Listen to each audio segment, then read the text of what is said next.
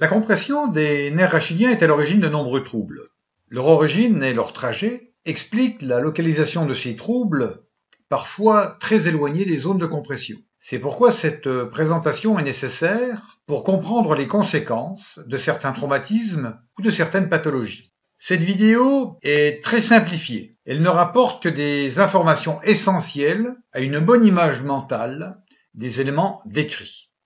Commençons par présenter la moelle épinière. Donc, la moelle épinière va passer dans le canal vertébral que l'on voit ici sur cette coupe sagittale du rachis.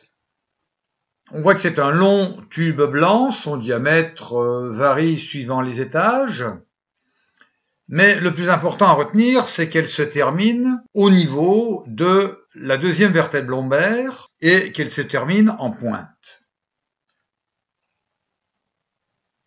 Voilà cette pointe. Donc nous sommes au niveau de L2. On referme en quelque sorte la colonne lombaire. Et on voit de couleurs différentes, pour mieux les marquer, les nerfs rachidiens qui sortent par le foramen intervertébral. En voici un autre. Ils sont représentés plus fins que ce qu'ils ne sont réellement. Et on voit donc par transparence leur organisation. Et l'on constate qu'en haut de la colonne vertébrale, au niveau de la colonne cervicale, ils sortent directement de la moelle épinière, comme s'ils étaient perpendiculaires à la moelle épinière. Et puis, à partir de la colonne thoracique, on voit qu'une partie de leur trajet se réalise à l'intérieur du canal vertébral.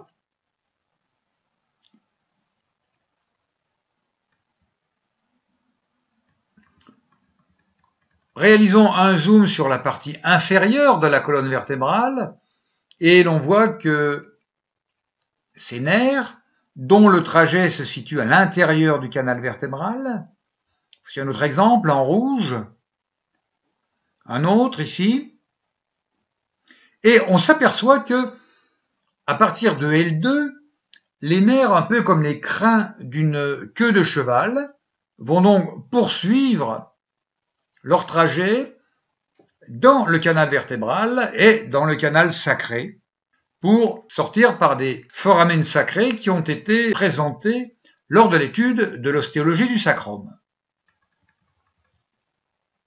Nous allons présenter deux nerfs rachidiens qui présentent un intérêt dans la mesure où leurs racines sont souvent comprimées et par conséquent les cruralgies, puisqu'il s'agit du crural, ou bien les sciatiques, puisqu'il s'agit du nerf sciatique, sont des termes qui reviennent souvent. On voit que ces nerfs, l'un est représenté en rouge, l'autre est représenté en vert. On voit que ces deux nerfs sont formés par la réunion de plusieurs racines donc issues de plusieurs foramen intervertébraux. On voit d'ailleurs, dans le cas du nerf sciatique, que ces racines peuvent être issues de foramen sacrés. Cette vue latérale ou externe va nous montrer que le nerf sciatique en vert innerve la fesse et la partie postérieure de la cuisse, tandis que le trajet en rouge du nerf fémoral, que l'on appelait d'ailleurs autrefois le nerf crural, eh bien, va se situer dans la partie antérieure de la cuisse. Nous verrons comment ils poursuivent leur trajet. Voici une vue postérieure de ces deux nerfs, et on voit en particulier le nerf sciatique, et l'on imagine que ces racines vont venir innerver toute une partie de la fesse, sachant que la partie haute de la fesse reçoit une innervation assez réduite. C'est d'ailleurs la raison pour laquelle les piqûres se font dans cette partie de la fesse, dans le cadran postéro-supérieur de la fesse, alors qu'au contraire, les autres parties sont très richement innervées.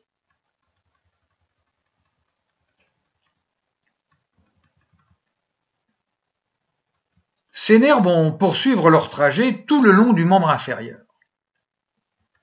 Et on comprend donc que lorsqu'une racine d'un nerf sera comprimée ou subira un dommage quelconque, la douleur puisse s'exprimer très loin du lieu du traumatisme. Donc on voit en vert le nerf sciatique qui descend le long du membre inférieur, en rouge le nerf fémoral qui descend également le long du membre inférieur, l'un plus en avant, l'autre plus en arrière. Voyons maintenant, mais très rapidement, l'organisation des nerfs rachidiens issus de la colonne cervicale. On a là une représentation très schématique, très simplifiée de ces nerfs rachidiens. On voit que eux aussi sont formés par la réunion de plusieurs racines.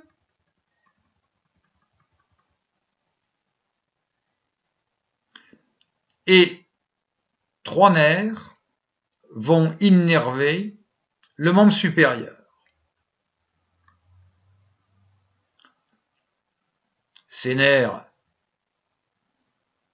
innerveront le bras, l'avant-bras, et certaines fibres descendront bien évidemment jusqu'à la main.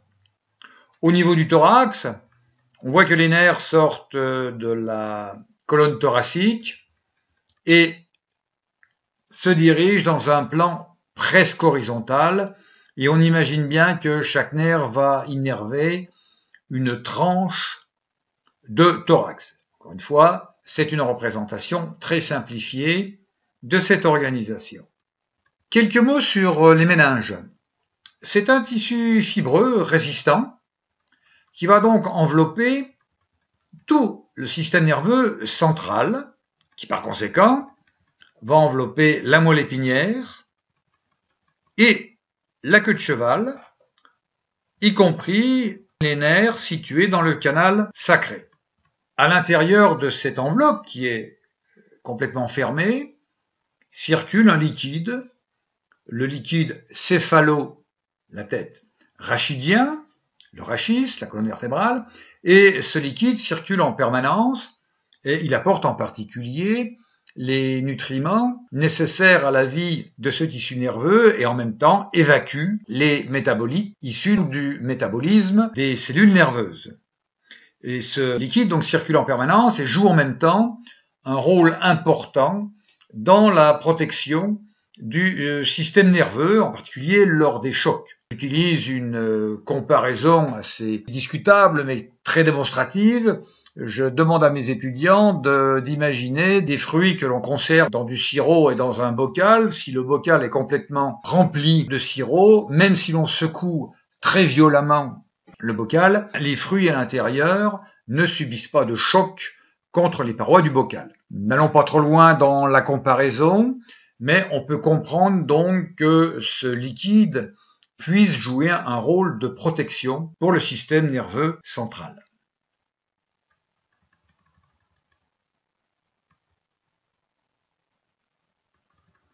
On voit en zoom cette enveloppe, les méninges, qui va envelopper jusqu'en bas du canal sacré la queue de cheval.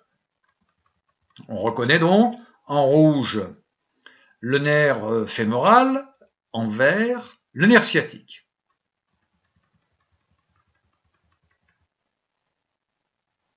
Voilà donc une vue latérale. Et l'on comprend donc que lorsqu'une compression d'une racine nerveuse se situe au niveau de la colonne lombaire, on puisse éprouver une douleur au niveau de la cuisse, au niveau de la jambe, et même jusqu'au premier orteil. C'est une vue postérieure avec la colonne vertébrale bien visible.